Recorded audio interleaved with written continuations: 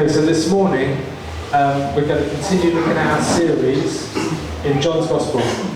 Sige karon nga buntag magpadayon ta sa to ang giwali mitungod sa Book of John. But I don't want to do all the talking. I want us to have good opportunity to discuss and share what we think.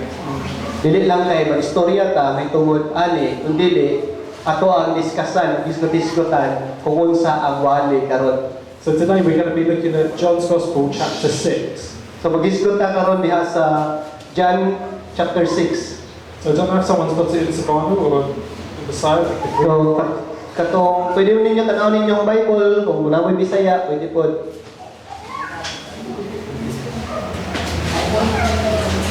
Oh, ne Bisaya dere.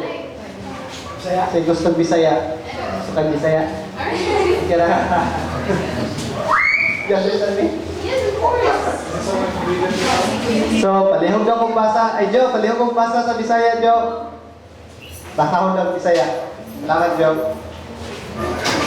John chapter 6, verses 6 up to 14. John chapter 1, size 4 up to sa 14. 6. Chapter 6. Chapter 6. 1 hanggang sa 14. 1 Humani ini tabok si Jesus sa lanaw sa Galilea o lanaw sa Tiberias. Gisunod kaniya ang dagan kaayong tawo kay nakita Manila ang mga milagro sa iyang pag-ayo sa mga masakiton. Ito nga si Jesus sa usa ka bungtod uban sa iyang mga pinun-an o milingkod sila dito. Niadtong higayon na dool na ang kasaulugan sa pagsaylo. Unya mitanaw si Jesus sa palibot niya ug sa pagkakita niya sa daghang mga tawo nga nagpaingon kaniya. Maingon siya kang Felipe. Asa man kita makapalit og igong pagkaon alang niining mga tawo. Isulti niya kini aron pagsulay kang Felipe apan ang tinuod mao nga nahibalo si Jesus kung unsay iyang buhaton. Si Felipe mitubag, bisan pag mupalit kag pan nga bilig 200 ka denaryo dili gihapon kini paigo kay pakaon niining mga tawhana. Usa sa iyang mga tinun-an nga si Andres, igsoon ni Simon Pedro, mingon kang Jesus. Ani ay batang lalaki dinhi nga may 5 ka pan nga sibada o 2 ka isda. Apan mag-unsa man kini alang niining daghang tawo. Si Jesus mingon kanila, palingkura ang mga tawo. May daghang sagbot nga nanubo ni atong dakita. Busa ng lingkod ang mga tawo nga may gidaghanon nga mga 5,000. Unya gikuha ni Jesus ang pan. Nagpasalamat sa Dios o giapot-apot niya ang mga pan ngadto sa mga tawo. Mao usab kini ang iyang gibuhat sa isda ug silang tanan nakakaon kutob sa ilang gusto. Sa nangabusog na silang tanan, miingon siya sa iyang mga tinun-an. Hipusan ninyo ang mga salin aron walay mausik. Busa hipos nila ang tanang salin sa 5 ka pan nga sibada nga gikaon sa mga tawo ug nakapuno kini 12 ka bukag.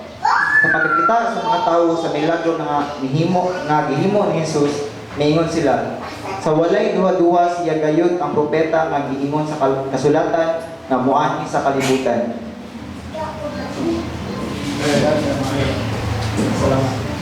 Okay, fantastic. Thanks, Joe. Okay, so this is the story. We've got Jesus and his disciples and a huge crowd of people. Mo kining istorya ni Jesus ug sa iyahang mga disciple ug daghan kaayong mga tawo. And we know that there's 5,000 men. Ibala na to nga naay 5,000 ka lalaki. Okay? But if we count Gary as one, he may also have Cheza and Zari. So there would have been more than 5,000, maybe 10, 12, 15,000 people. Ang moto siya kay wala ang ihap diha puro lang lalaki ang ihap nga 5,000. Kung palit do walay labot ang babae o mga bata. And Jesus performs a miracle with just some bread and fish and feeds all of these people. Ang milagro gihimo ni Jesus gigamit lang niya ning paan ug ang isda para mapakaon kining daghang kaayong mga tao. Okay, so I've split this into 3 questions or 3 areas. We're going to discuss each one, okay? So the first thing we're going to look at is, where are we to buy bread? That's the question that Jesus asks. Where are we to buy bread? Is that or not? Oh, asa kapalit og pan. Okay, obedience when you do not understand, Pagtuman, bisan wala nimo masabtan. and 12 baskets left. O 12 ka basket nga nabili. So that's how we're going to go through this chapter. Okay, so the first thing is, where are we going to buy bread? So asa man ang palit og pan? And the question is, who is asking the question? So unang pangutana, kinsa bay nang utana? Who is asking the question? Kinsa nang utana? Where are we going to buy bread? Who's asking? Kinsa nang utana atong asa ta makapalit og pan? Is it the disciples? Disciple ba o si No, it's Jesus? not. Kanaw da basahan mo usab. Who asked? Jesus asked. Oh, si Jesus ang utana, di ba? Okay, so Jesus asks. But what's strange is that Jesus knows what he's going to do. Di ba kad kayo ba nga kabalo naman ay si Jesus kung unsa iyang buhaton karon ang utana mo siya. So Jesus is asking for their benefit, not for his own. Nangutana si Jesus dili para sa ilahang benepisyo kundi dili para sa iyahang dili para sa iyahang mga disciple. Jesus isn't worried, saying, "Oh no, what are we going to do to feed all these people?" Si Jesus wala nagbalaka o sa mga tungkuhaton ng pagpakaon na ning daghang kay mga tao. He's asking Peter because he wants to know what Peter's going to say. Pizza? Peter. Sabi ko pizza niya pangayok. Ipangutanan niya si Pedro unsay Oh, sorry, it was Philip, not Peter. Philip. He said it to test Philip. So si Philip dai di ko pizza. Okay. So because it says there that Jesus said this to test him, or he himself knew what he would do. Jesus knew what he was going to do. So gibuhat do ni Jesus ang pagpangutana tungod kay aron sulayan kung unsa ang nakapilipi. Tungod kay nakaibalo na daan si Jesus kung unsa ang dapat niyang buhaton. So what does Philip do? What does Philip do when Jesus asks him the question? He looks around in the natural for an answer. Unsay gibuhat ni Philip sa dihang gipangutana siya ni Jesus? Nagtanaw-tanaw siya sa iyang palibot kung unsa ang dapat nilang buhaton. And Philip says, even 200 denarii would not be enough to feed this amount of people. Ingon siya bisan pag bali 2,000 nga pat dili gyud gihapon ni mo. Ay bali 200. They didn't have 200 denarii with them. That's about half a year's salary. Di ba nga na? Sweldo for half a year Sweldo sa tuig is 200 denarii. 3 dinari. So Philip is saying, even if we had half a year's salary, we could feed all these people. So bisan pag ihapan daw ni kwentahan daw kung bali 6 months na sweldo nimo. Nya bali ipalit lang tong funds tapos dili bigyan maigo. Pila? 60,000. And then Andrew says, well, we've got some fish and some loaves. That's not going to be enough. Ingon si Andrew, natay 5 ka pa niya, naputay 2 ka isda, pero magunsa man ni gamay naman ni kayo. They're both looking at what they have in the natural. Silang duha nagtanaw kung unsa lang ang naa nila sa normal lang nga paagi. They're looking at how much money they've got. Ilang gitanaw kung pila lang ang kwarta nga naa nila. They're looking at how much food they might have. Ilang gitanaw kung unsa kadaghan ang pagkaon nga naa sa ila. But the God of everything is standing right in front of them. Pero ang Dios sa tanan anaa sa ilahang atubangan nagtindog. So Jesus is going to step in and do a miracle. Si Ginoong Hesus andam nang mamuhimo og milagro. But before we do that, I want us to have our first discussion time together. Pero makahulat man ka mo, mag-isip sa tana bago nato na siya sultihan. And my first question is this. Ang unang pangutana nako ni, When there is a need, what do you do first? kung naa kay panginahanglanon, unsa imong unang buhaton? Do you look around for an answer so you can solve it yourself? Nagapangita ba kag kinsay imong utangan mo para ma-solve imong problema? Or do you think about the God who is in front of you who can provide? O naguna-una ka nga, ang Ginoo maka-provide, makatagpo sa kung panginahanglanon. The first thing Philip and Andrew did was go for the practical. How can we fix this? So unang gihimo ni Andrew is tanaw siya kung unsa mong gyud ang iyang pwedeng buhaton para masulbad ang iyang problema. It is sometimes difficult to not do that, so we're going to have an opportunity to talk about that. Usahay lisod kaayo kung dili nato nabuhaton ano natay panahon nga magkahisgot-hisgot. So just 5 minutes. Just 5 minutes. 5 minutes lang. So maybe, I don't know, maybe if Jonah leads this group in terms of leading discussion, and maybe this group we might need to split in two because there's quite a few. So I don't know if Yanni, you could lead that side, and then maybe you could lead the side here. Okay? So the question is, when there is a need, what do you do first? Sige, unang pangutana, kung naay problema, naay panginahanglanon, unsay imong ginabuhat ug una. Okay, just 5 minutes. Sige, 5 minutes lang.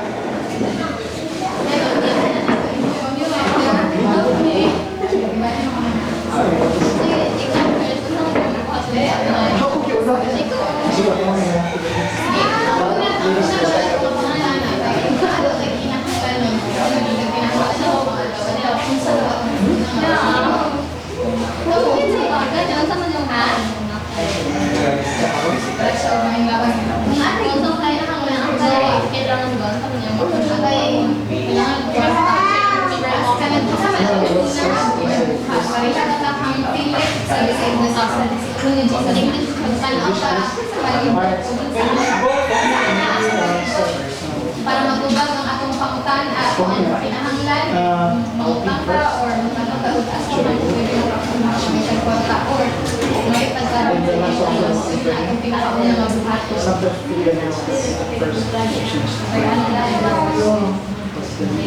Makampo.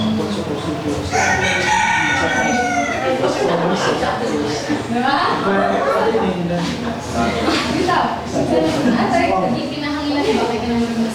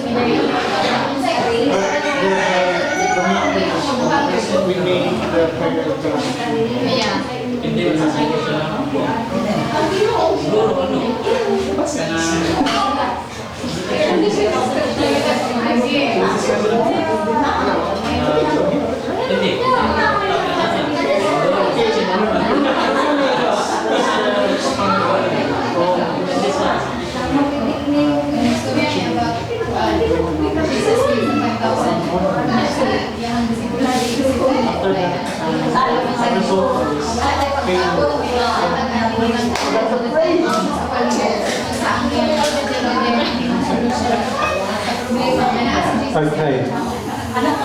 Okay, So, what is it? Okay, so we're going to move on. So, question 2, all right, or the second part. kaduhang pangutana. Obedience when you do not understand. Pagtuman bisan sahay wa nimo masabti. So they're looking around, they don't know what to do. Jesus gives them some instructions. Jesus steps in. Gis lang tanaw-tanaw silang palibot, nga wa sila kabalo sa buhaton nila pero si Jesus naghatag og instruction para sa ila. Okay? And he tells everyone to sit down on the grass. Ingon siya nga ingnan niya tanan nga lingkod mo sa sagbot. Wala nga to eh. I think she come up. She Yeah. And if you look in Luke's Gospel, it says in there that Jesus told them to sit there in groups of around 50 people. So kung tanawin mo sa Lucas, sa Gospel ni Lucas, nagsulti dito nga naglingkod sila, naggrupo sila sa 50 ka mga tao. And then Jesus prays and he breaks these few loaves and these fish and he tells the disciples, now you're going to feed all of these people. And then, human nila nga naglingkod, kuha ni Jesus tong panog katong isda, iyahang gipikas-pikas. Nagihatag siya mga disciple, o nalingon siya, pakan-an ng tanang mga tao. So I want you to think about what the disciples must be thinking and feeling at this moment.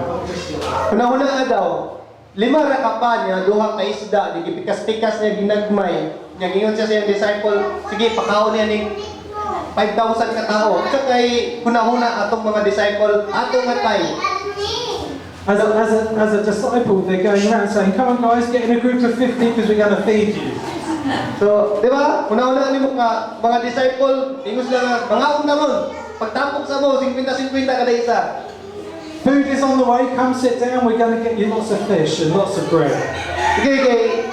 Nanay mga pagkaon, nanay, daghang kitag isda, daghang kitag pan, makakaon lagi mo tanan ron. I imagine some of them are thinking, oh, this is going to be so embarrassing. Siguro ang uban sa ilaha, magkahuna-huna, ulaw kayo niya, sa embarrassing daw. Some of them may have been thinking, how is this going to work? Siguro ang uban ng puta na, kagamay na, ano yung saon pagpakaon lang rin sa daghang kayong mga tao. Maybe some of the disciples thought, I think I could come up with a better plan than a few fish and a few bread lumps. Siguro na ako yung mga disciple na guna-una, mas kuyaw din akong plano siguro kung tagaan lang kung kayo. But this is going to be a very important lesson for the disciples. Pero mo ni ang pinaka-importanting lesson para sa mga disciple. In fact, it's such an important lesson. It's the only miracle Jesus does that's recorded in every gospel. Matthew, Mark, Luke, John, all of them write about this lesson. So, isa sa daghan nga gihimo nga milagro ni Jesus, kani di ay nga milagro mao ni ang pinaka-importante tungod kay gikan sa upat ka gospel sa Matthew, Mark, Luke ug John na record gyud ni siya tanan. And the lesson is this. I'll tell you what the lesson is. Gusto mo makaibalo? Be obedient to Jesus even when you do not understand. So mo ni ang lesson, tumana si Jesus bisan usahay wa nga kasabot. And this is what faith is. This is what faith is. Mo ni ang pagtuo. Yun na ang pagtuo. It's believing God even when everything in the natural says this is not going to work. Ang pagtuo sa Dios bisan ang uban mga tao mosulti dili na mo imong effective. And you see it again and again through the whole Bible. God tells people to do something, and in the natural you think, how's this going to work? Makita nimo na nga ginabalik-balik yun din sa gospel nga naghimo si Jesus og milagro, gisultihan iyang mga tao nga buhaton then ang uban nagduha-duha nganong mahitabo man na siya. So you remember Abraham and Sarah, yeah? Bigulang kaayo, just very, very old. 100 years old. So may nungduman ninyo si Sarah o si Abraham na tigulang na kaayo, 100 ang edad ni Abraham niya, 90 si Sarah. And God says, you're going to have a baby. Pareha, mo ingon sa imong anay nga, makaanak pa ka. Mataw ka na dili. Basta Ginoo mo ingon. Basta Ginoo mo ingon sanay. Motoo. Basta Ginoo mo ingon. Congratulations, Nanay. Yeah?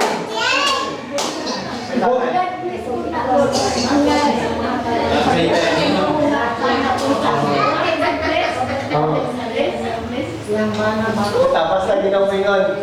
What about Jericho and Joshua? Sa story ni Jericho o ni Joshua, A big city with lots of people. dako kayo nga syudad, daghan kay mga tao. And God says, I've got a plan. Ingon ang Ginoo, nakoy plano. You're going to walk around the city and sing a little while. Tuyok-tuyok ka ng syudaran, kanta-kanta lang. But before you do that, you're going to walk around and stay completely silent. So, bago na siya, tuyok-tuyok sa ito din ayaw sa mong istorya. And then we're going to shout. Tapos, siya kita. and I'm going to give you the city. and then imuha na ng syudad. Imagine what must have been going through Joshua's head. Imagine na daw unsa kay nasa utok una-una ni Joshua ato nga time. God, I think I've got a better plan than that. Siguro makaunaw na siya. Ginoo, nga ako'y mas maayo nga plano kaysa nang magtuyok nga magsaba. But Joshua was obedient and the walls came down. Tungod kay si Joshua nahimo nga matinumanon og ang pader nga bungkag. God always uses our obedience to fulfill His plans. Kanunay ginagamit sa Dios ang ato ang pagtuman aron matuman ang iyahang mga plano pagbuot. So the important thing is that we are obedient to what God says. Ang pinaka-importante nga butang kanang nahimutan nga nagtuman sa unsay giingon sa Ginoo sa tuang kinabuhi. What is important for the disciples is to be obedient to what Jesus told them to do, even if they didn't understand. Unsay importante sa mga disciple is mao ang pagtuman kung unsay gisulti ni Jesus bisan wala nila masabti kung unsay gyud ang buhaton ni Ginoong Hesus. Even, just to add something, even when it comes to your peace. When it comes to your peace. Bisag usahay wala kayo kay kalinaw.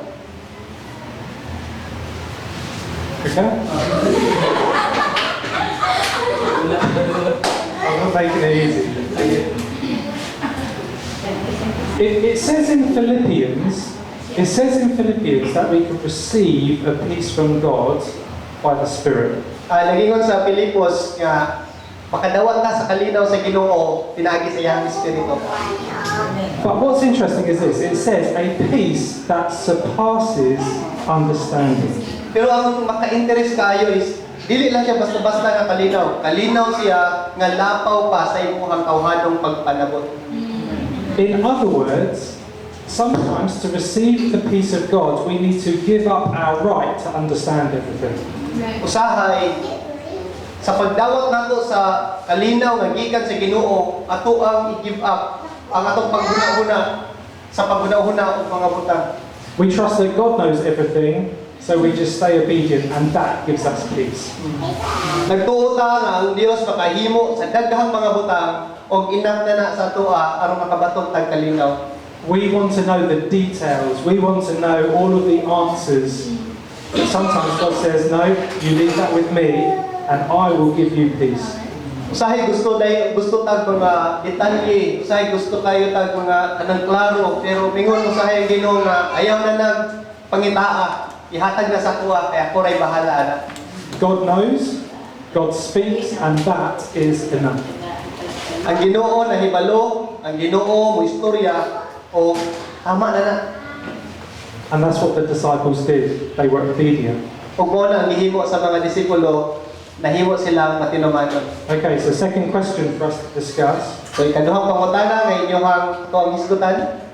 First one is this: how do we hear God's voice, Unsaon nato sa pagdungog sa tingog sa Ginoo? and how quick are we to obey what He says? Nga unsaon pud nato pagtuman sa iyang istorya sa atoa?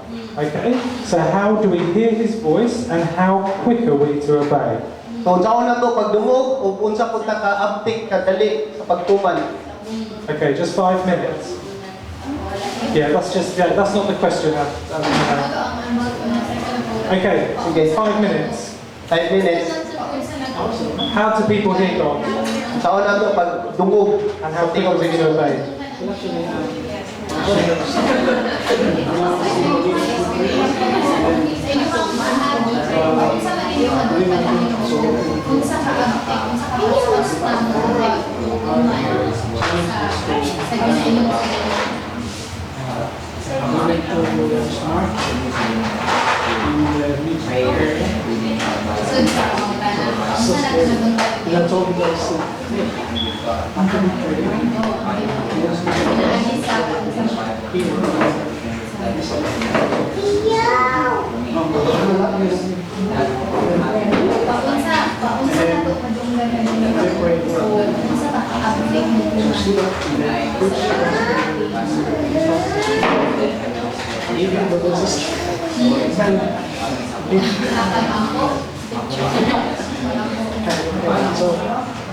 So, I don't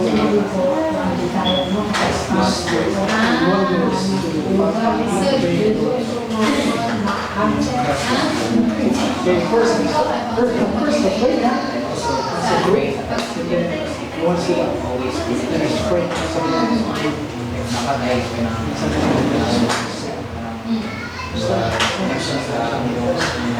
if it's scary, there's a lot of, but very good service.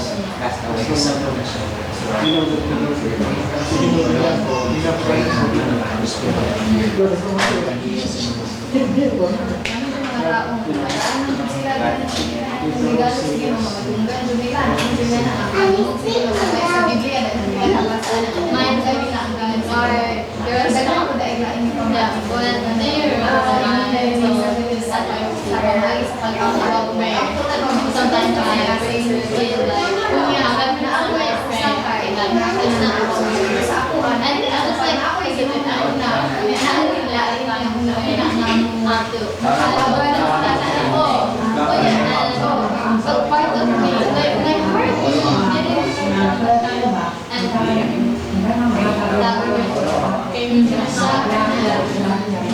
guys prayed, right? I think that's siguro sa kanya malakin kunya kasi ang emotion kay nag-relate more na ay isa kay na ay halaman halaman sa una bisa kay so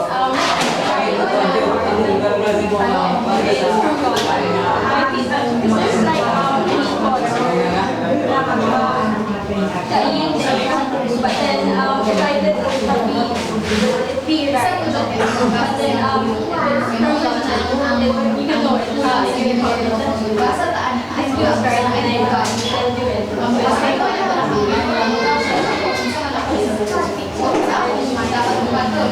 Nabasa ko sa Biblia. Yeah, it's something that like there's a lot of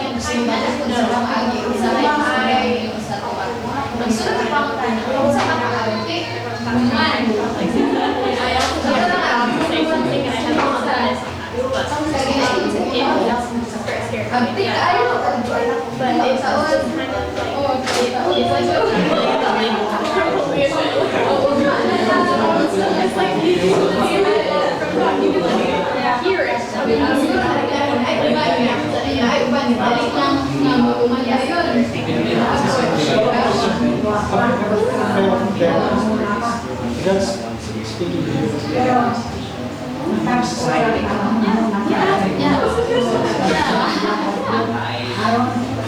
Because I've learned from the past,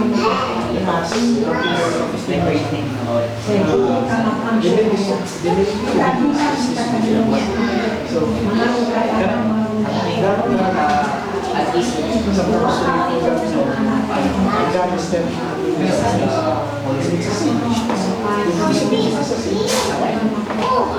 Yes, so next person is have to clear something. God says that, okay, sometimes you understand, sometimes maybe fear, maybe fear of action also, right?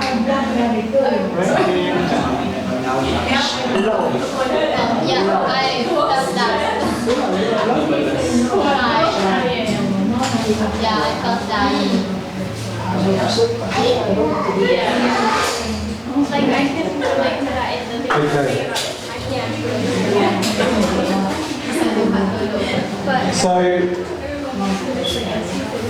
there's a really big problem. We've got so many people to feed. Adunay ako kay problema daghan kay tao makaunon. May raghanda. Jesus gives some instructions, and as disciples we say, okay, we'll be obedient, and we start to feed groups of people. Gi-instructionan sila ni Jesus o ang disciple nila, sige, amo ni panghatag. This isn't in my notes, I just want to share something. I want you to imagine the excitement in the disciples' hearts when they're looking at the basket going around and it doesn't seem to be getting any emptier. Imagine na daw kung unsay gibate sa mga disciple nga sige sila dala sa ilahang mga basket. Tapos sige sila panghatag tanong na wa gyud nahurot. Oh wait, di ba kisay kusuan na nga samtang nagatakos kang bugas nimo tagatanaw nimo di gyud mahurot ang imong bugas. Yeah? Oh. Just as well Ezekiel wasn't there, otherwise maybe it would go empty. Okay? Imagine the excitement in the disciples when they're thinking, wow, God, Jesus' plan is working. Everyone is getting full, it says. They had them full. Ito, samtang nagabakta sila, imagine na daw sa gibati sa mga disciple, may pa si Jesus, tama gito yung gisulti di ay kay nabusog na ning uban, ruwag niya po nahurot.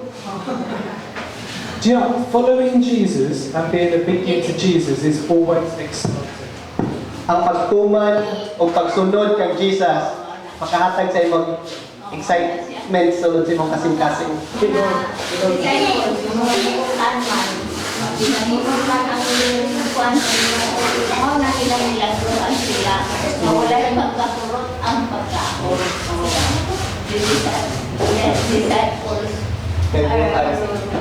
Good, nice. That's why Jesus Christ is good for them. Yeah, good for them. But you know what? It says in the Bible tonight that everyone, anyone can be a disciple of Jesus. Kabalo pa mo ka nagsulti ang Biblia nga bisag kinsa pwede mahimong disciple ni Jesus. It doesn't matter whether you've been buotan or lautan. Wala naga matter kung buotan ka or badlungon ka. Because what matters most is Jesus. Tungod kay unsa ang pinaka-importante mao si Jesus. What matters most is that we are obedient to Him who is right and value, who is very good. Mao to pinaka-importante ang pagtuman sa iyahang mga pulong. The other thing I want to say is this. When you're obedient to Jesus, it's up to Him to make the miracle happen. So mo sa dihang nga nahimo kang matinumanon kay Jesus, bahala na siya sa mga resulta sa paghimo og milagro. Imagine how stressful it would be for the disciples to try and find fish and bread to feed everyone. Dahil bisan kung sa ka-stress, ka-libog ang una-una sa mga disciples pagpangita og pan og pagkaon. They would have been really stressed because they're like, man, this is our responsibility to feed all these people. Nung siya nga, mao niya itong responsibilidad aron pakaulo ning mga tawhana. If Joshua tries to defeat Jericho his way, Kung si Joshua gusto niya nga pildihon ang Jericho pinaagi sa iyang kaugalingong pamaagi, there would have been war and battles, there would have been people killed, many people killed. naay gira, naay pagbugno, daghang mga taong nangamatay, ug nangamatay daghang tao. And Joshua would have to take responsibility for it. Kung si Joshua, kailangan niya i-take ang responsibility. But when we trust and obey Jesus, He takes responsibility. Pero sa diha nga uman o pusalig ka kay Jesus, siya na bahala sa iyang responsibility. Okay? So everyone has eaten and eaten, and they're like, oh, busog kayo. So, ang tanan, kaon lang, kaon, nga nabusog kayo. Okay? So they're really full. And Jesus tells the disciples, right, go and collect up all of the leftovers. Yan, ingon sila nga, sige, pag lakaw mo niya, pagwa atong mga sobra. And how many leftovers are there? 12 12 baskets ka, full. basket, pero sa Bisaya, bukag. Kabalo mo sa nang bukag? Sudlan naglubi ba, dako kayo. So 12 baskets full. Now, for us, it could be 6 baskets, 9 baskets, 12 baskets. It doesn't mean much to us. Sa tuwa, wala kayo na sa tuwa. Huwag kayo na ito na ginatagan sa pag-ilan na kabasket. But to the disciples, they would have known that 12 was a very significant, a special number. Pero para sa disciple, kanang 12, special kayo na siya na number. Nay kulugan. Nay meaning. Why was 12 a special number for the Jewish people? Can anyone say? Why is 12 a special number? Ngano ang 12 kay special number man dito sa ilaha? What was significant about 12?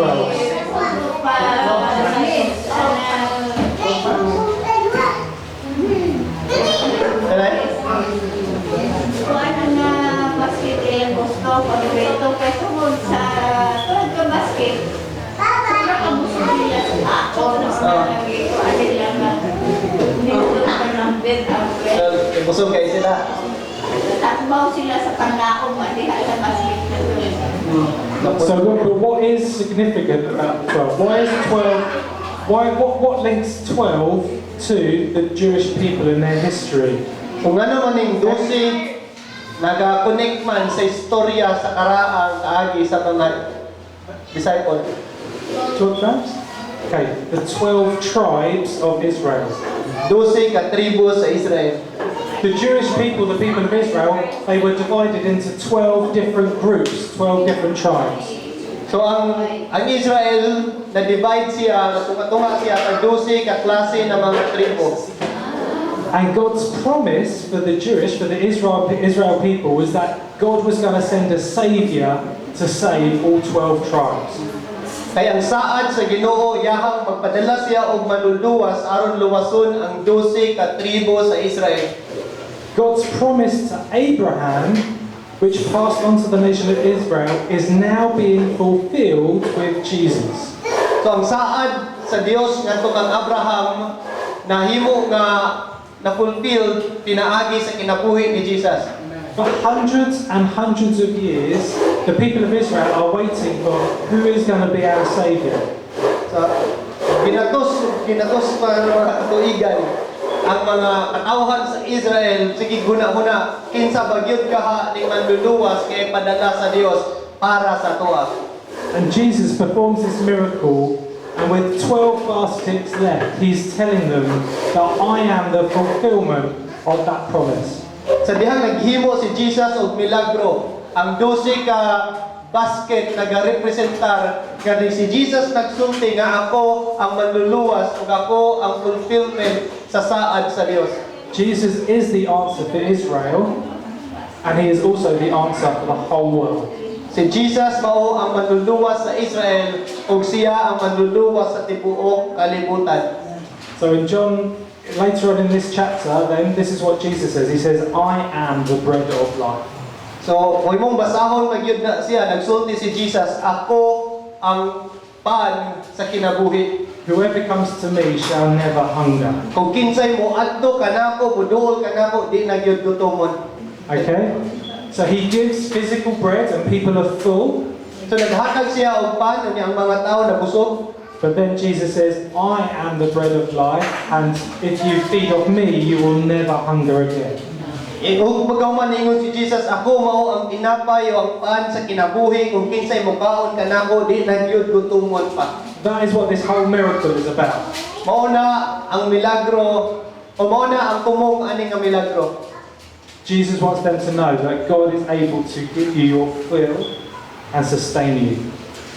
Gusto ni Jesus mahibalo ang mga tao nga kaya sa Dios mo himo or mo mutagbo sa imong panginahanglanon ug bubusog nimo.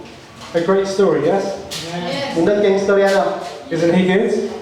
Okay, we're going to have just one last discussion for you guys to talk about anything that has impacted you today. Oh. Pagtigom na mo, tapos sa last na question is, unsay nakahatag sa imo o impact, ano bang nakapatandog sa imong kasing-kasing? Asa nga part aning story na nakapatandog sa imong nakarealize ka, bitaw no? Tama. And once we've done that, we're just going to have an opportunity to pray in our groups and thank God for who He is.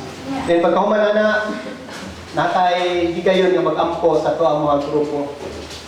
Sige? Okay. Okay.